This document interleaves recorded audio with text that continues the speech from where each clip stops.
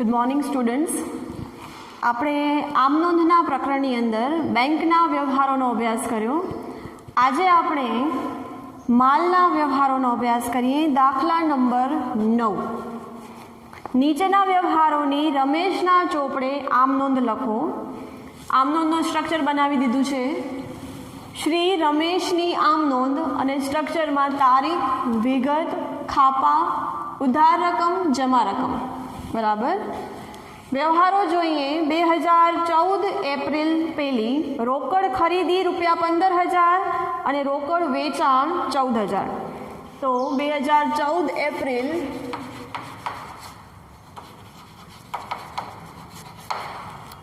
પહેલી રોકડ ખરીદી છે ₹15,000.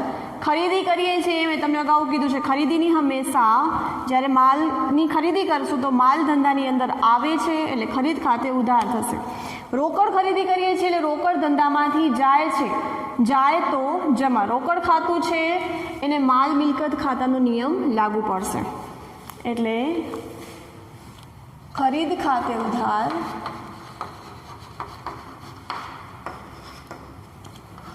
તે રોકડ ખાતે જમા.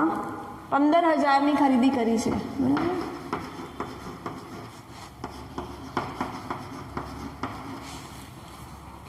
રોકડ વેચાણ કરીએ છીએ તો રોકડ વેચાણ કરશું. વેચાણ કરીએ એટલે રોકડ ધંધાની અંદર આવે એટલે રોકડ ખાતે ઉધાર, વેચાણ ખાતે જમા. કેમ કે વેચાણ કરશું તો માલ ધંધામાંથી જાય છે એટલે જાય એટલે જમા.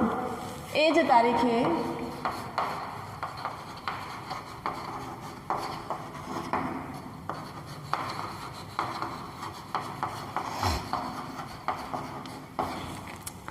₹14,000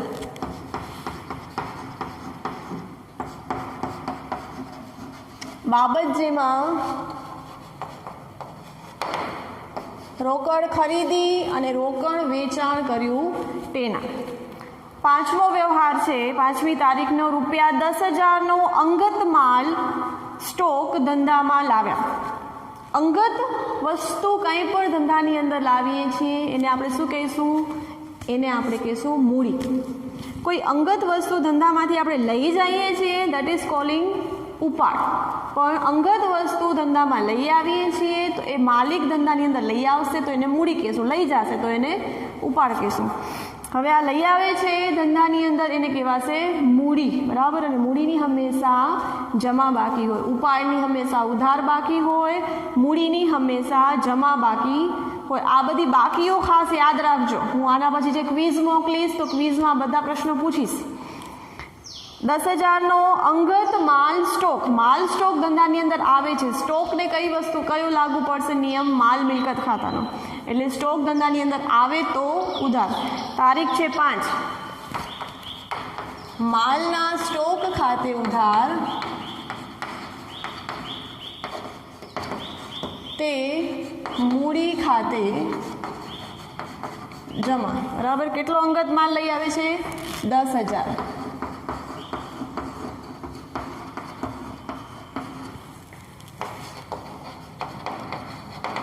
બાબત જેમાં લખવાનું અંગત માલ સ્ટોક ધંધાની અંદર લાવ્યા તેના. 7મી તારીખ ₹12,000નો માલ હર્ષ પાસેથી ખરીદ્યો. માલ ખરીદીએ છીએ, ખરીદ ખાતે ઉધાર. હર્ષ પાસેથી માલ ખરીદીએ છીએ. હર્ષ વ્યક્તિનું નામ તમને આપ્યું છે. નામ ક્યારે આપ્યું હશે? કોઈ પાસેથી રોકડે માલ, કોઈ તમે વેપારી છો, કોઈ રોકડે લઈ જાય, તમે એનો અતોપતો પૂછશો? નહીં પૂછો. પણ જ્યારે ક્યારે પણ કોઈ અજાણ્યો વ્યક્તિ આવીને ઉધાર લઈ જાય, ભાઈ તમારું નામ શું છે, તમારા નંબર શું છે, તમે ક્યાં રહ્યો છો, મતલબ ઉધાર ખરીદી અને વેચાણના સંબંધ હશે ત્યારે આપણે વ્યક્તિના નામનો ઉલ્લેખ કરીએ. તો અહીંયા હર્ષ પાસેથી ખરીદ્યો અને ક્યાંય એવું નથી કીધું કે રોકડેથી ખરીદ્યો. મતલબ આપણે હર્ષ પાસેથી ઉધાર ખરીદ્યો છે. તો ખરીદી તો ઉધાર છે તો આપણે ખરીદ ખાતે હંમેશા શું કરીએ? ઉધાર કરીએ. અને રોકડે કરીએ તો રોકડ જમા કરશું અને રોકડે નથી કરીએ તો હર્ષ જમા કરવાની. બરાબર. એટલે 7મી તારીખ ખરીદ ખાતે ઉધાર તે રોકડ જાય છે નથી જતી, તો હર્ષ છે એ વ્યક્તિ છે, વ્યક્તિ ખાતાનો નિયમ લાગુ પડશે, લેનાર ખાતે ઉધાર, આપનાર ખાતે જમા.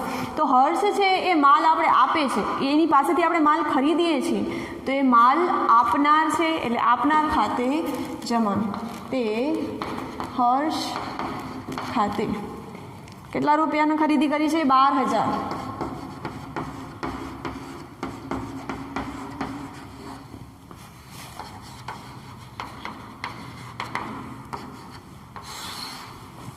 હર્ષ પાસેથી ઉધાર ખરીદી કરી તેના. 10મી તારીખનો વ્યવહાર. હર્ષ પાસેથી ખરીદેલ માલ પૈકી અડધા ભાગના માલ ખામીવાળો હોવાથી પરત કર્યો. હવે હર્ષ પાસેથી મેં ખરીદી કરી લીધી 12,000ની, હવે અડધો માલ આવી ગયો, પછી ખબર પડ્યું કે ભાઈ આ નુકસાનીવાળો છે ને હવે આપણે એને પરત કરવો પડશે, એટલે આપણે એને ખરીદ પરત કરશું. તો ખરીદીની હંમેશા ઉધાર બાકી હોય, ખરીદ પરતની હંમેશા જમા બાકી હોય. તો ખરીદ પરત કોને કરશું? હર્ષને કરશું, બરાબર. એટલે હર્ષ છે ખરીદ પરત કરેલો માલ એ લેશે, તો લેનાર થશે એવે સમય, બરાબર. એટલે કઈ તારીખ છે? 10મી તારીખ. હર્ષ ખાતે ઉધાર તે ખરીદ માલ પરત ખાતે જમા. અડધો માલ એટલે 12,000નો અડધો માલ એટલે 6,000 માલ, 6,000 રૂપિયાનો માલ આપણે શું કરીએ છીએ? પરત કરીએ છીએ. બાબત જે લખી શકો તમે, હર્ષ પાસેથી ખરીદેલ માલ પૈકી અડધો માલ પરત કર્યો તે. 12મી તારીખ. રમીલા પાસેથી ₹10,000નો માલ ખરીદ્યો અને એના અડધા નાણાં ચેકથી ચૂકવ્યા. માલ ખરીદીએ છીએ તો ખરીદી તો પૂરેપૂરા રકમની જ આવે, ચૂકવણી અડધી થાય. ખરીદી અડધી ન થાય, ચૂકવણી જે આપણે એન્ટ્રી કરશું જમાની કે ઉધારની કે, તો એ આપણે અડધી કરવી પડે. તો રમીલા પાસેથી 10,000નો માલ ખરીદ્યો, તો 10,000નો માલ ખરીદ્યો, તારીખ છે 12. તો ખરીદ ખાતે ઉધાર. હવે શું કહે છે? અડધા નાણાં ચેકથી ચૂકવ્યા. રમીલા પાસેથી 10,000નો માલ ખરીદ્યો, અડધા નાણાં ચેકથી ચૂકવ્યા. તો અડધા નાણાં ચેકથી ચૂકવ્યા છે એટલે અડધી બેંકની બેલેન્સ ઘટશે, એટલે બેંક ખાતે જમા. ખરીદી કેટલી કરી? કુલ આપણે 10,000ની. અડધા નાણાં ચેકથી ચૂકવ્યા છે એટલે 5,000 જમા કરશું. તો બાકી જે 5,000 ચૂકવવાના બાકી છે, તો કોને ચૂકવવાના બાકી છે? રમીલાને, બરાબર. રમીલા પાસેથી જે માલ ખરીદ્યો છે એને, એટલે કે તે રમીલા ખાતે. બાબત જેમાં તમે લખજો, રમીલા પાસેથી માલ ખરીદ્યો, અડધા નાણાં ચેકથી ચૂકવ્યા તેના. રમીલા પાસેથી ખરીદેલ માલ 30% નફો ચડાવી 10% વેપારી વટાવે મીતાને વેચ્યો. હવે રમીલા પાસેથી જે માલ ખરીદ્યો છે, કેટલો માલ ખરીદ્યો છે? 10,000નો માલ ખરીદ્યો છે, એના ઉપર 30% નફો ચડાવવાનો. હું અહીંયા તમને ગણતરી બતાવું છું. 10,000નો માલ ખરીદ્યો છે, બરાબર. હવે 30% હું નફો ચડાવું, તો 10,000ના 30% એટલે વત્તા 3,000, એટલે કેટલો થયો? 13,000, બરાબર. 10,000ના માલમાં હું નફો ચડાવું છું, એટલે હું કેટલામાં વેચું છું? 13,000. પણ હજી કહે છે કે 10% વેપારી વટાવે મીતાને વેચું. વેપારી વટાવે એટલે કે એક જાતનો ડિસ્કાઉન્ટ છે, તો 10% મને મીતાને ડિસ્કાઉન્ટ આપું છું, તો આના ઉપર વળી મને વેપારી વટાવ લેવાનો. કેટલા ટકા? 10%, એટલે -1300, બરાબર. -1300 કરશો એટલે તમને આવશે 11,700, બરાબર. 11,700માં આપણે શું કરશું? મીતાને માલ વેચશું. એટલે આપણે ડાયરેક્ટ એની એન્ટ્રી કરી દઈએ. મીતાને માલ વેચીએ છીએ અને મીતાને આપણે માલ વેચીએ છીએ, ક્યાં એવું નથી કીધું કે રોકડે વેચીએ છીએ, બરાબર. એટલે મીતા ખાતે ઉધાર, વેચાણ ખાતે જમા. તારીખ છે 15. મીતા ખાતે ઉધાર તે વેચાણ ખાતે જમા 11,700. બાબત જે લખો, રમીલા પાસેથી ખરીદેલ માલ 30% નફો ચડાવી 10% વેપારી વટાવે મીતાને વહેંચ્યું તેના. બરાબર. 18મી તારીખનો વ્યવહાર. આ ગણતરી તમે તમારી નોટબુકમાં લઈ લેજો.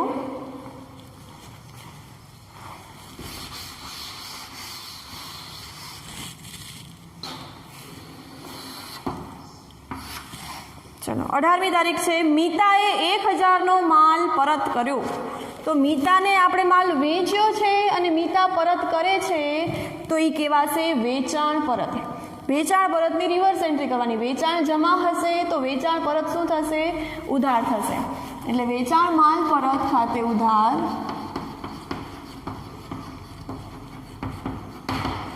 તે મીતા ખાતે.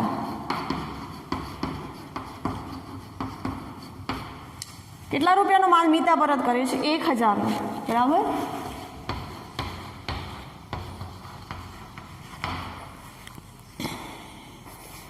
ત્યાર પછી 20મી તારીખનો વ્યવહાર છે.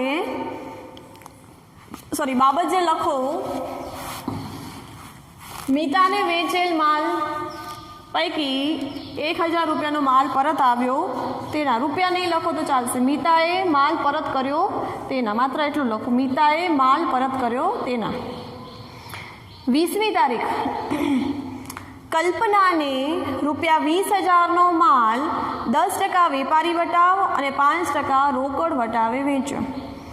હવે કલ્પનાને માલ વેચું છું તો કલ્પનાનું નામ આવે છે, મતલબ મેં એને ઉધાર માલ વેચ્યો છે. અને જ્યારે ક્યારે પણ કોઈ વ્યક્તિને ઉધાર માલ વેચવામાં આવે છે ત્યારે રોકડ વટાવ ન હોય. રોકડ વટાવ શું છે?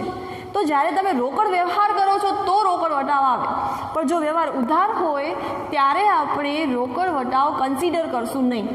એટલે એ 20,000નો માલ 10% વેપારી વટાવ, એટલે 20,000માંથી 10% એટલે કે 2,000 બાદ કરો, કેટલા આવે? 18,000. એટલે કલ્પનાને આપણે 18,000નો માલ વેચ્યો છે.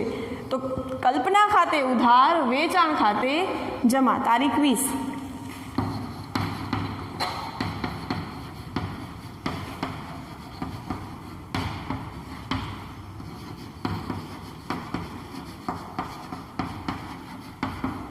$18,000.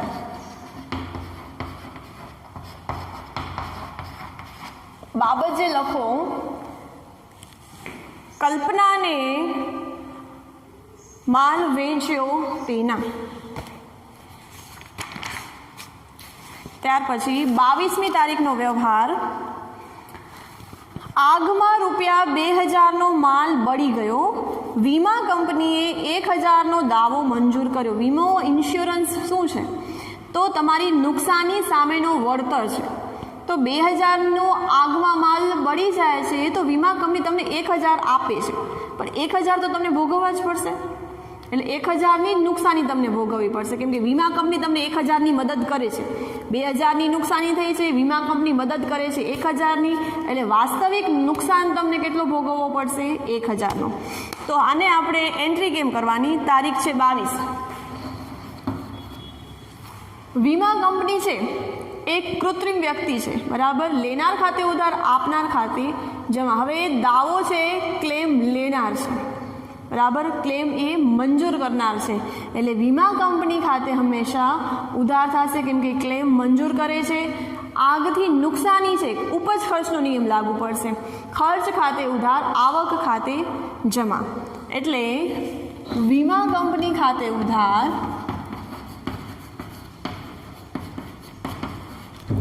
આગથી થયેલ નુકસાન ખાતે ઉધાર તે ખરીદ ખાતે જમા. હવે ખરીદ ખાતે જમા શું કામ? ખરીદી હંમેશા ઉધાર હોય, મેં તમને કીધું છે. અહીંયા આપણે નવા સિલેબસ પ્રમાણે તમારે જે નવી ટર્મ્સ ચેન્જ થઈ છે છેલ્લા 3 વર્ષથી, એનામાં ખરીદ ખાતે નહીં તો પહેલે માલ ખાતે જમા એવું કરતા હતા કે માલ એટલો બળી જાય છે, બરાબર. તમારો આગથી માલ બળી ગયો તો માલ ગયો. હવે અહીંયા એવું કન્સિડર કરવાનું છે, એવું સમજવાનું છે કે તમારો ખરીદેલ માલ સ્ટોક જે હતો એ ખરીદેલ માલ સ્ટોકમાંથી એટલો માલ તમારો ગયો. દેટ્સ વાય આપણે ખરીદીને જમા કરશું. એટલે જ્યારે ક્યારે પણ આગથી માલ બળી જાય છે, ચોરીથી માલ જાય છે, વરસાદમાં માલ પલળી જાય છે, તો આવી રીતે જ્યારે માલ જાય છે કોઈ કારણસર, ત્યારે ખરીદી ખાતે જમા કરશું. આપણે નેચરલ જે નોર્મલ ખરીદી કરશું 2000ની 3000ની વેપારી પાસેથી, તો એ ઉધાર કરશું. પણ ક્યારે આવા કારણોસર માલ બળી જાય, ચોરી થઈ જાય, વરસાદમાં પલળી જાય, તો આવી સિચ્યુએશનમાં ખરીદ ખાતે આપણે જમા કરશું. તો અલ્ટિમેટ આપણે ખરીદી કરેલો માલ કેટલો ગયો? 2000નો માલ બળી ગયો, બરાબર. તો માલ ગયો જાય તો જમા, એટલે 2000 ખાતે 2000 જમા કર્યા, એમાંથી વીમા કંપની 1000 આપી દીધા, એટલે વાસ્તવિક આગથી થયેલ નુકસાન કેટલો ભોગવવો પડ્યો? 1000. વીમા કંપની ખાતે ઉધાર 1000, આગથી થયેલ નુકસાન ખાતે ઉધાર 1000, તે ખરીદ ખાતે જમા 2000. બરાબર. આ કન્સેપ્ટ બહુ શીખજો, અને આ એકદમ મોસ્ટ આઈએમપી આમનોંધ છે. જનરલી આ આમનોંધ પૂછાય જ છે. બાબત જેમાં લખો, આગથી માલ બળી ગયો અને વીમા કંપનીએ અડધો દાવો મંજૂર કર્યો તેના. 25મી તારીખ, ₹500નો માલ વરસાદમાં પલળી ગયો, જે વેચતા ₹200 ઉપજ્યા. હવે 500નો માલ વરસાદમાં પલળી ગયો, પહેલી વસ્તુ. 500નો માલ વરસાદમાં પલળી ગયો, 2000 તમને ઉપજ્યા. હવે અહીંયા કને એનો વીમા કંપની નથી, વીમા કંપની એક જાતને આપે છે 1000, તો એ ઉપજ્યા જ કહેવાય ને, મળ્યા એમ. અહીંયા કને વીમા કંપની દાવો મંજૂર નથી કરતી, પણ એને વેચીએ છીએ ને આપણે 1000, તો અહીંયા માત્ર ફેરફાર શું હશે? વીમા કંપનીના બદલે શું લખશું? રોકડ લખશું. કે મળે કેટલા છે? 500ના માલ વરસાદમાં પલળી ગયો, તો ₹200 વેચાણથી મળે છે. વાસ્તવિક નુકસાની કેટલી ભોગવવી પડી? 300. બરાબર. એટલે તારીખ છે 25, રોકડ મળે છે, રોકડ આવે છે, રોકડ ખાતે ઉધાર ₹200, વરસાદથી થયેલ નુકસાન ખાતે ઉધાર ₹300, તે ખરીદ ખાતે. ફરીથી એ જ કેટલો માલ જાય છે તમારો? 500. એ જ ફંડા છે, એ જ સ્ટ્રક્ચર તમને કામ આવશે. બરાબર. ત્યાર પછી અને આમાં બાબત જેમાં લખો, વરસાદથી માલ પલળી ગયો અને રોકડ ₹200 રોકડ ઉપજી તેના. 27મી તારીખનો વ્યવહાર છે. ₹300નો માલ મફત નમૂના તરીકે મળ્યો. મફત નમૂના તરીકે મળે છે, મને કોઈ એની આવક જાવક થતી નથી. રૂપિયાનો એટલે મતલબ આ છે બિન આર્થિક વ્યવહાર છે. તમે લખી દેવાનું 27 તારીખ, આ વ્યવહાર બિન આર્થિક છે, નોંધ થશે નહીં. 29મી તારીખ, 250નો મફત નમૂના તરીકે મળેલ માલ ₹400માં વેચ્યો. 400માં માલ વેચ્યો એટલો જ આપણે સમજવાનું. 400માં માલ વેચ્યો, ₹400 મળ્યા, આવ્યા, રોકડ આવી, એટલે રોકડ ખાતે ઉધાર, વેચાણ ખાતે જમા. 29મી તારીખ, રોકડ ખાતે ઉધાર, તે વેચાણ ખાતે જમા. કેટલા રૂપિયા આવે છે? 400. બરાબર. બાબત જેમાં શું લખવાનું? કે નમૂના તરીકે મળેલ માલ વેચ્યો તેના. 30મી તારીખનો વ્યવહાર, ₹1000ની મૂળ કિંમતના માલના બદલામાં 1500નો મોબાઈલ ખરીદ્યો. મોબાઈલની દુકાનમાં તમે જાઓ છો, તમારો માલ આપી અને તમે મોબાઈલ લ્યો છો, તો તમને ગણતરી શું કરવાની? તમારો કેટલા રૂપિયા ગયા? તમને મોબાઈલ 1500નો દીધો કે 2000નો દીધો કે જેટલાનો દીધો એટલાનો, તમારા ખીચામાંથી કેટલા ગયા? તો તમારા ખીચામાંથી 1000ની મૂળ કિંમતનો માલ ગયો, એટલે એ મોબાઈલ તમને કેટલામાં પડ્યો? 1000માં. મોબાઈલ છે એ મિલકત છે, મોબાઈલ ધંધાની અંદર આવે તો ઉધાર કરશો. તારીખ છે 30. મોબાઈલ ખાતે ઉધાર 1000, માલના બદલામાં, મતલબ માલ જાય છે, કયો માલ? ખરીદી કરેલો માલ, તે ખરીદ ખાતે